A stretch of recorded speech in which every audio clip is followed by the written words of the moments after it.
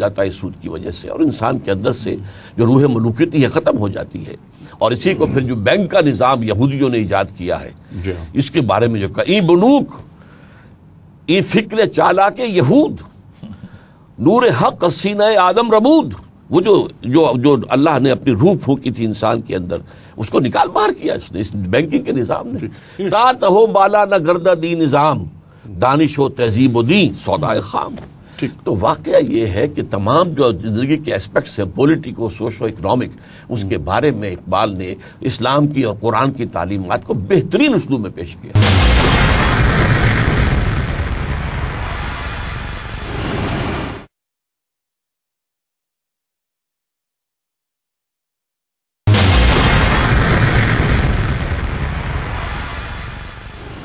اقبال لکھتے ہیں کہ مغرب یہ چاہتا ہے کہ ڈراوے دے کر جو روح محمدی ہے، وہی مرد مومن کی بات آ جاتی ہے، وہ نکال دو، اس کو خوف دو، اس کو بھوکے مرنے کا خوف دو کہ اگر تم ایسا کام نہیں کرو گے تو مر جاؤ گے.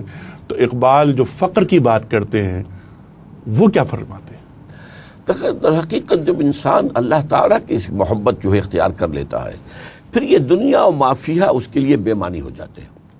برتتا ہے، رہتا ہے، یہاں رہتا ہے، یہ سنت رسول ہے، دنیا میں بھی رہو، شادی بھی کرو، سب کچھ کرو، لیکن جو ہے اس سے ماورا ہو کر، اس سے بلند تر ہو کر، اس سے لو نہ لگاؤ، اس سے محبت نہ کرو. یہ در حقیقت ان چیزوں کو جو ہے دل سے نکال دینا، اور یہ ہے فقر قرآن اختلاط ذکر و فکر، جز بقرآن زیغمی روبائی است، فقر قرآن اصل شاہنشاہی است. فقر قرآن اختلاط ذکر و فکر، غور بھی کرو، سوچ بھی کرو، بچار بھی کرو، تفکر کرو، لیکن اس کے ساتھ ذکر کے ساتھ ساتھ فکر را کامل نہ دیدم جزب ذکر. یہ اقبال نے ڈیفائن کیا فقر قرآن کو، اسی کو وہ کہتا ہے اسلام کا فقر جو ہے، اور فقر قرآن ہے، فقر اسلام ہے. ٹھیک ہے، اور یہی چیز وہ ایک مرد مومن میں دیکھنا چاہتے ہیں.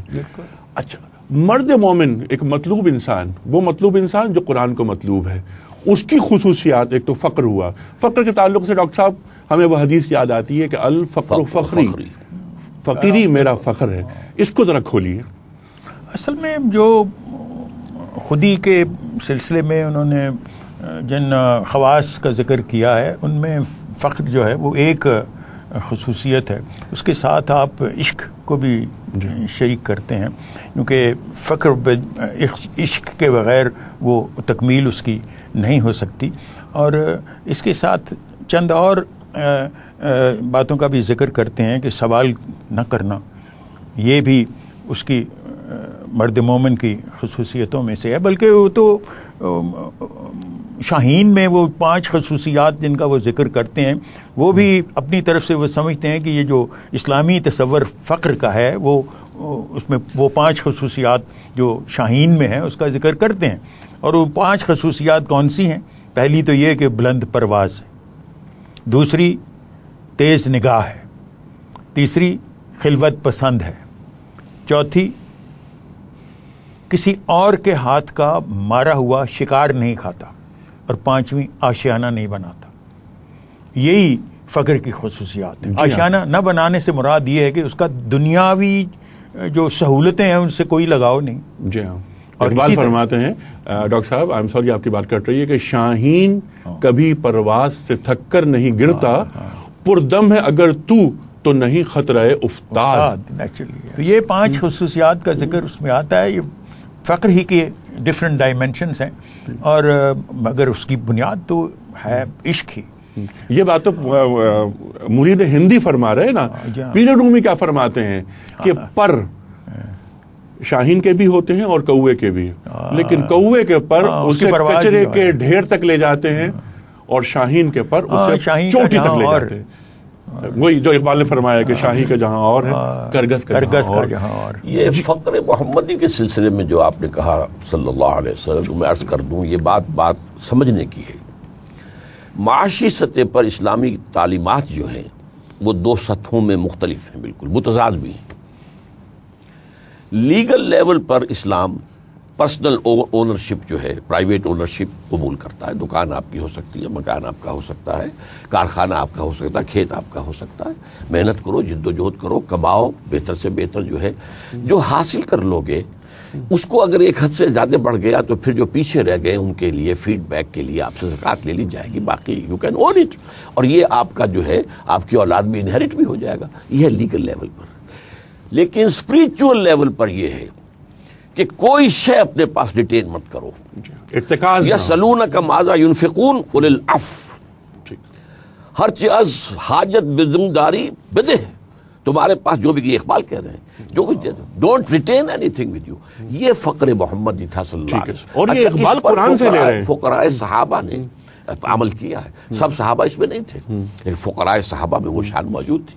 پھر صوفیاء کرام نے یہ روش اختیار کی ہے. اب میں اگر کسی سے کہہ دوں کہ حضور نے ساری عمر زکوٰۃ نہیں دی تو عام آدمی میرا سر پھوڑ دے گا. تو حضور نے تو نہیں دی.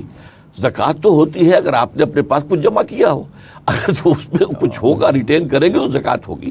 تو یہ در حقیقت اسلام کا جو روحانی نظام ہے کہ اس میں انسان، اس کے میں 3 کارڈینل پرنسپلز کہتا ہوں. نمبر 1، ملکیت کچھ نہیں ہے تمہاری، جو کچھ ہے اللہ کا مال، اللہ کی ملکیت ہے، تم خود اس کی ملکیت ہے، تمہاری ملکیت کیا ہوگی. نمبر 2، جو کچھ تمہیں ملتا ہے چاہے تم نے محنت کی ہے، مشقت کی ہے، کمایا، اسے اللہ کا فضل سمجھو، اپنی کمائی نہ سمجھنا. یہ فضل ہے. وابتغوا من فضل اللہ، اللہ کے فضل کو تلاش کرو. نمبر 3، اس فضل میں تمہارا جائز حصہ صرف تمہاری ضروریات ہے، باقی جو کچھ ہے وہ دوسروں کا، محتاجوں کا حصہ تمہارے حصے میں ڈال کر تمہارا امتحان لیا جا رہا ہے کہ آیا اس کے اوپر قبضہ مخالفانہ جاری رکھ کر تم حق تلفی کرتے ہو یا دے کر فارغ ہو جاتے ہو. یہ 3 یہ فقر محمدی ہے. جی ہاں، دولت بری چیز نہیں ہے، حب دولت بری چیز ہے. دنیا بری جگہ نہیں ہے، حب دنیا بری جگہ ہے. فقر کی بات آپ فرما رہے ہیں ڈاکٹر صاحب. علامہ اقبال فرماتے ہیں کہ ہے وہی تیرے زمانے کا امام برحق جو تجھے حاضر و موجود سے بیزار کرے، دے کے احساس زیاں تیرا لہو گرما دے، فقر کی سان چڑھا کر تجھے تلوار کرے. یہ موت کے آئینے میں تجھ کو دکھا کے رخ دوست زندگی اور بھی تیرے لیے دشوار کرے. تو یعنی یہ ایک مرد مومن کھڑا ہوتا ہے، مرد مومن دینی غیرت اور دینی حمیت کے ساتھ. اصل چیز ان صلاتی و نسکی و محیایا و مماتی للہ رب العالمین. محترم خواتین و حضرات، علامہ اقبال رحمۃ اللہ علیہ اور قرآن کریم موضوع بہت بسیط ہے، اور ہمارے پاس جتنے بڑے دماغ یہاں تشریف فرما ہے، ظاہر ہے محدود وقت میں تمام نکات کو کور نہیں کیا جا سکتا. ہم گزارش کریں گے اپنے دونوں معزز مہمانوں سے کہ کل پھر زحمت کریں تاکہ ہم اس موضوع کو کسی حد تک آگے لے جا سکیں. تب تک اپنے میزبان انیق احمد کو اجازت دیجیے. خدا حافظ. بسم اللہ الرحمن الرحیم. محترم ناظرین، پروگرام آغاز کے ساتھ ایک بار پھر حاضر میں ہوں آپ کا میزبان انیق احمد. خواتین و حضرات، کل ہم نے لاہور میں جس پروگرام کا آغاز کیا تھا اسی پروگرام کو لے کر آگے چل رہے ہیں. ہم نے کل بات کی تھی جس موضوع پر، وہ موضوع یہ تھا کہ حضرت علامہ اقبال رحمۃ اللہ علیہ اور قرآن کریم. بہت سارے موضوعات، بہت سارے نکات کل ہم نے کور کیے تھے، لیکن محدود وقت میں ظاہر ہے اتنا بڑا موضوع اس کا احاطہ کرنا تقریباً ناممکن ہے. ہم نے اپنے انہی دونوں مہمانوں کو آج زحمت دی ہے جو کل ہمارے ساتھ تشریف فرما تھے. اس سے پہلے کہ آج کا پروگرام کا ہم آغاز کریں، مختصر تعارف اپنے معزز مہمانوں کا. تشریف فرما ہے محترم ڈاکٹر سار احمد صاحب. کون آپ سے واقف نہیں، پاکستان کے ممتاز عالم دین، مفسر قرآن، صاحب نگاہ، لا تعداد کتابوں کے مصنف. ہمارے دوسرے مہمان محترم doctor justice retired Javed Iqbal صاحب. خواتین و حضرات، آپ سے بھی کون واقف نہیں، پورا ملک آپ کو 2 حوالوں سے جانتا ہے. پہلا حوالہ آپ فرزند اقبال، دوسرا حوالہ دانشور، عالم، صاحب نگاہ، مصنف، معلم. اس کے ساتھ ساتھ عصر حاضر کے مسائل پر گہری نگاہ رکھتے ہیں. ہم پروگرام کا آغاز کرنا چاہیں گے وہیں سے جہاں کل سلسلہ کلام ٹوٹا تھا. فقر کے ساتھ ساتھ علامہ امامت کی بات کرتے ہیں. امام کون ہوگا؟ امام وہ ہوگا کہ جو تجھے حاضر و موجود سے بیزار کرے. وہ کیا علامہ اقبال کیا دیکھ رہے ہیں امام کے تصور کو؟ میں تو سمجھتا ہوں کہ حضرت علامہ کا یہ تصور جو امام کا ان کی شاعری میں ہے وہ اس سے مختلف ہے جو کچھ ان کا تصور ریکنسٹرکشن لیکچرز میں ہے. ریکنسٹرکشن لیکچرز میں جس وقت وہ جو اجتہاد سے متعلق ان کا باب ہے تو اس کے مطابق تو وہ سمجھتے ہیں